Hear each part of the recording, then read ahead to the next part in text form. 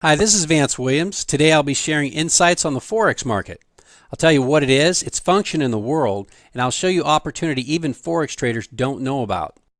Forex is an acronym for foreign exchange. It's the largest market in the world with an estimated daily trading volume of $4 trillion. The United States has the biggest economy in the world at $14 trillion per year. The Forex market moves that amount every 4 days. The Forex is a network of thousands of banks in the world with no central location. There's nobody in charge. The primary function of the Forex is to determine the fair value of a currency. If you were from the U.S. and traveled to Japan to explore the countryside, you'd need their local currency to buy things. So you'd go to a bank or an exchange office and trade your U.S. dollars for yen. How would you know what a fair rate of exchange is? How do they know they're not giving you too much, and how do you know you're getting enough? There's only one way to know, and that's by looking at the rate of exchange in the Forex market. The fair exchange rate is not determined by an individual, a business, a country, or even a group of countries. The price is set by all of the buyers and sellers of the world in real time. It's the most accurate pricing you can get in the market because it's near impossible to manipulate. It's just too big. Currencies are traded in pairs. The Japanese currency and U.S. currency are traded as a pair represented by U.S. dollar yen. If the U.S. dollar is moving up in price, then the yen is moving down in value by exactly the same amount. Just think of an old scale where you place weight on one side and that side goes down. The other side goes up by exactly the same amount. Because currencies are traded in pairs, you can either buy or sell. There is no difference. Buy the euro dollar or sell the euro dollar. It's the same thing. There are countless factors that can and do cause price movement. For example, increasing the supply of money decreases the value of a currency because now there's more money but the same amount of goods and services.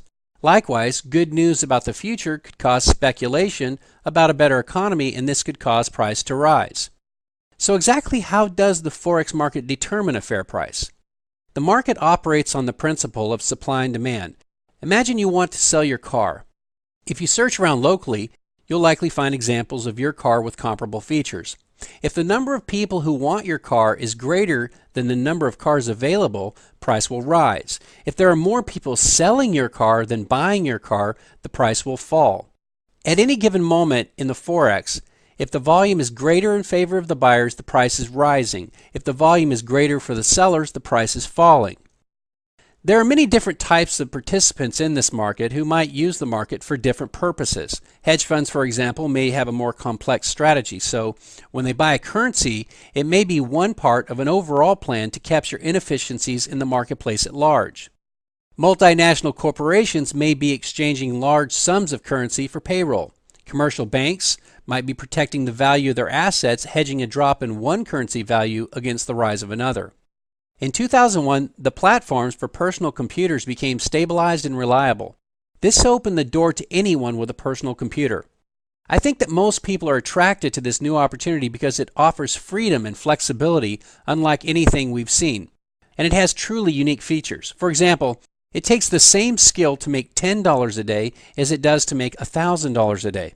Because of this and the fact that you can start trading with as little as $300, tens of thousands of people from all walks of life have come to try their hand at Forex trading. The basic proposition is pretty compelling. The market can only go two directions, up or down. Since the market can only go two directions, you basically have a 50-50 chance of being correct knowing nothing at all. Therefore, if you had some knowledge, you could increase your probability of success. This is accomplished with another principle. Human behavior is repetitive. Because human behavior is repetitive, we can observe human behavior and predict with great accuracy what people are likely to do in the future. Think of traffic patterns. If you map traffic each day near a city, you would begin to see certain patterns repeat over and over again. An obvious one would be how congested things get at rush hour. If you continued to watch, you would see other patterns too. For example, you'd notice that big trucks tend to drive in a particular lane. This is no different from the patterns in the Forex market because human beings cannot escape their tendency to repeat patterns. So as buyers buy and sellers sell, behavior patterns emerge. When these patterns form again in the future, we can know with a high degree of probability what will happen next. It's easy to see patterns that predict price direction 70, 80, and even 90% of the time. Now, if you add the concept of money management, you can control the size of your wins and the size of your losses. If I risk $1 to make $2 in each trade, something interesting happens. My pattern of success rate is 70%, but I only need to be right just over 33% of the time to make a profit. Now, this is where I tell you something I promised at the start of the video. I said I would show you an opportunity that even most Forex traders don't know about. You see, most traders in the world are focused on exactly what I told you. They use the high probability patterns and they use good money management. And what is their result? They fail. You're never going to make money over time trading Forex by focusing on information about the market. I'll give you a simple real-life example. Where I live, you can save money by shopping at our grocery store on Saturdays. Suppliers know that the largest numbers of people are going to be at the store on Saturdays, so that's the day they tend to compete for those customers. A penny saved is a penny earned, they say. In other words, it doesn't matter if you make $10,000 a month if you spend it all and have nothing to show for it. So when you save money, you make money. Now, you can make money shopping on Saturday, but would you? We would find out if we tracked exactly what you did. So I say, okay, go shopping and just write down what you do. After a few weeks, I would then say, all right, now let's review what happened. What types of things might we find out? We might find out that you did save money on things you bought, but did you save money overall? Did you go shopping hungry one or more times? And because you were hungry, did those impulse items offset any savings? Did you buy things that you might use in the future just because a deal was too good to pass up?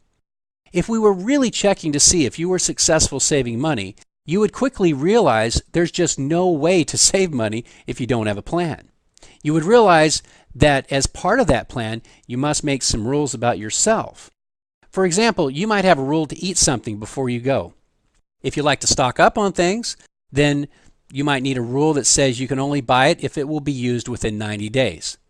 Now notice how profit has very little to do with any information about the store and everything to do with the decisions you make. 95% of the traders in the world focus on the market. A successful trader focuses on their plan. We already know that you can save money by shopping on Saturdays. That's not the problem. The problem is what you do when you get there. If you're interested in trading, my advice is to learn all about trading before you get involved. Whatever you do, don't do what everyone else is doing.